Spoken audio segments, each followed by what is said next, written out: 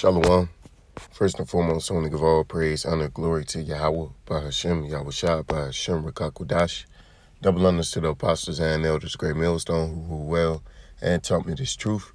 Peace, blessings, salutations, and mercies to the elect and the one-third remnant out there listening and doing this word with all faith and sincerity. And I'm just coming back at you with another quick video. Lord willing, it's edifying, and it's going to be centered around this article that I got queued up. And it's by HallTurnerRadioShow.com or HallTurnerRadioShow.com. And it's entitled, 3 countries on earth decline the drink. All 3 of their presidents are now dead. And that shows you, if you ain't with it, then, he taking you out. Ultimately, this is his devil's agenda, and he, in his mind, no one's going to stop him from achieving his goals, which is to, which is to give, the entire world this drink, free drinks for everybody, and ultimately, if he wants you to receive it that bad, there has to be an underlying catch. And we know, we've seen the videos, we've seen, countless reports from different scientists and doctors and such and health professionals, But look, it says, sometimes an ugly truth is staring us in the face. We need only to see it and speak it for the reality to become clear. There are only 3 countries on this planet. So like it's getting hot. There's only 3 countries on this planet whose government officials refuse to accept the drink from the World Health Organization: Burundi, Tanzania, and Haiti. The officials in those countries who declined the drink were presidents in each of those countries. In Burundi, it was President Pierre, Nkurunziza. In Tanzania, it was President John Magufuli. In Haiti, it was President Jovenel Moise. All 3 of those presidents are now dead. And we know this is how this devil operates, He would suicide you, He would he would false flag you. He would drone strike you. We know this is the work of this devil Esau Edom.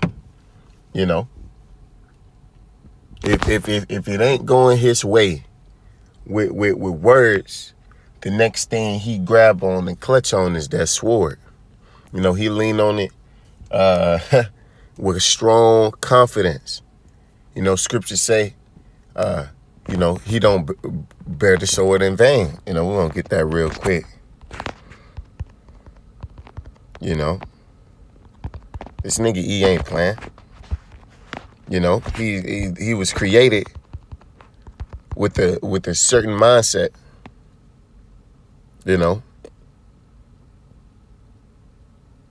This is Romans 13:4. For he is the minister of the Most High to thee for good. But if thou do that which is evil, be afraid, for he beareth not the sword in vain. For he is the minister of the Most High, a revenger to execute wrath upon him that doeth evil. And this is what Esau, he is the wicked to bring on sore strokes of affliction, man. That's why Esau was set up over us, because we fell off. We went against our creator, and now we in the predicament we in. We got the damn devil, having his way with the world, But the Lord set up Esau Edom to to deceive the world and to gain all this power in which he got. This is Job 9:24. The earth is given into the hand of the wicked. So the Lord, Yahweh, Ba'ashem Yahushua, set up Esau. He put him into power. He didn't conquer the world just by his own will. The Lord made it his will by putting those thoughts in his head and by dealing with him, man. The Lord, it's obvious that the Lord was dealing with Esau on a certain level, man. This nigga got an airplane and a submarine. He got a space force.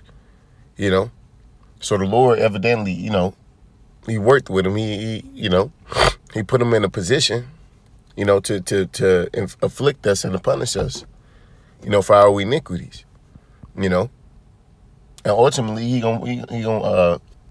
gonna be the one to bring on that temptation, that great tribulation, man.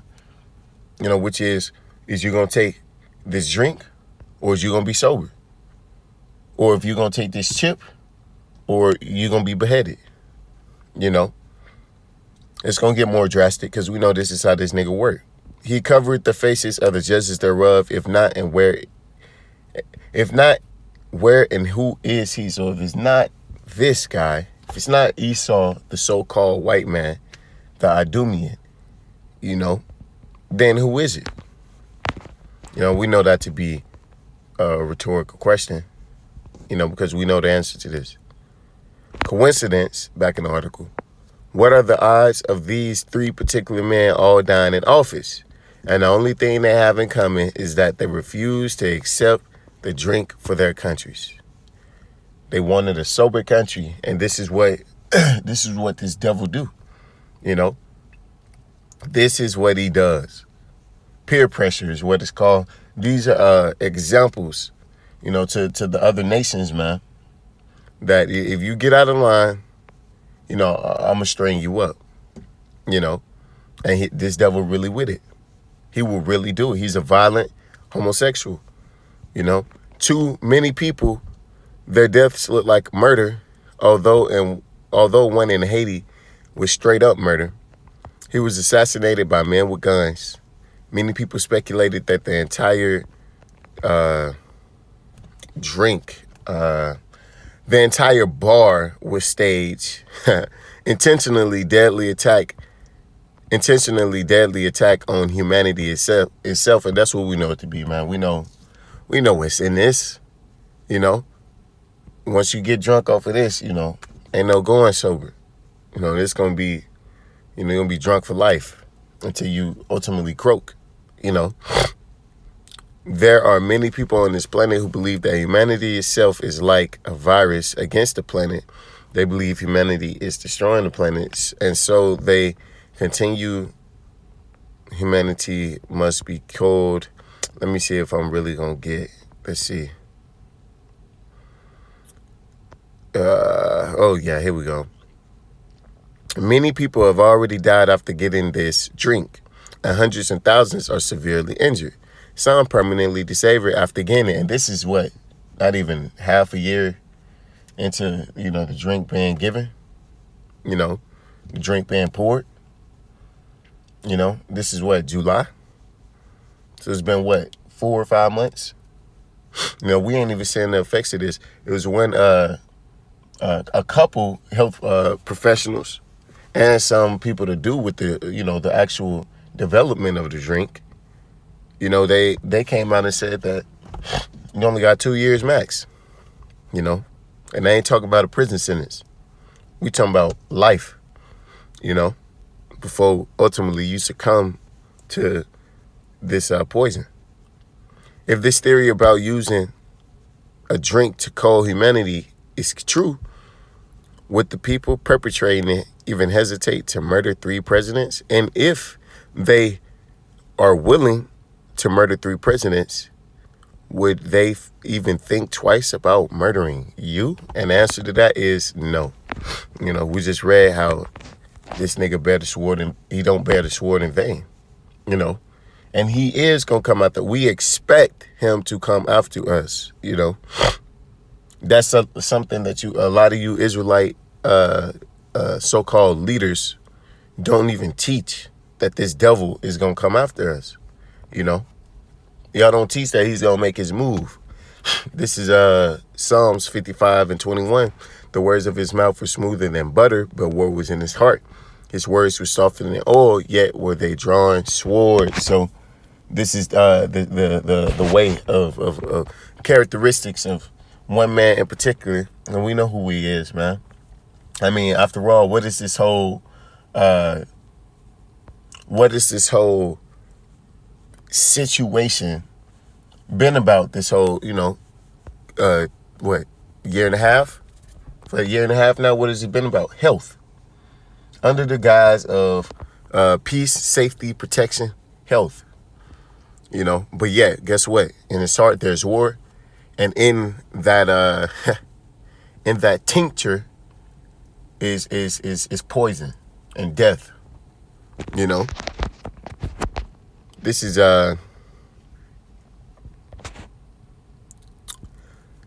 Psalms 140, and we'll start at the top. Deliver me, O Yahweh, from the evil man. Preserve me from the violent man. So we know who this man. We know who he is. We know his tendencies, and we know that he's gonna make his move. We gonna need to be delivered. We go to be saved from this man, because he's been given great power, over us. The Lord is gonna have to raise us up, man, and be with us, man. Which imagine mischiefs in their heart, continually are they gathered together for war. And we know this devil. There's been a war declared on us for years now, man. I mean, going all the way back to when Christopher Columbus first came over here. That's when that war, started, or the second part of that war kicked in. Part two. When this devil landed, it's been nothing but bloodshed since. And it's not going to stop. It's about to, in fact, increase. They have sharpened their tongues like a serpent.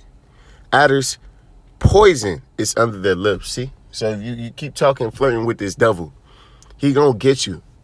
That's why scriptures talk about never trusting thine enemy. Cursed is the man who trusts in man. Because it's nothing but evil associated with this man. He's not even a man, really. He's a beast. The basest of all man, the goddamn devil. And he proves it over and over and over and over and over and over and over and over and over again. He shows his horns every time. He don't even hide them no more. But yet this is who, people want to go to and look for protection from. And not our Lord. Selah, keep me, O Yahweh, Ba'ashem Yahushua, from the hands of the wicked. Preserve me from the violent man who have proposed, purposed, Salakia, to overthrow my going. So it's in this devil's heart to defile the whole world, man, to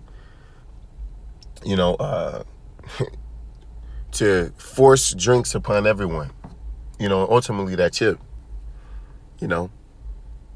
this is what he wants to do. And if you don't do it, if you don't comply, then we know what's happening, man. We know where he's going to go to. He's going to go to that old trusty, dusty sword, And this is what, we hope to be delivered from, because, hey, you ain't getting out of this if you ain't got divine intervention. Because this man, if it wasn't for Yahweh Ba'ashem Yahushua coming to deliver us, no flesh would be saved. And they say that for a reason. Because this nigga is out his damn mind. And with that, I want to give all praise and glory to Yahweh Ba'ashem Yahushua, Ba'ashem Rakakwadash, Wa Abba Babal, and DTA.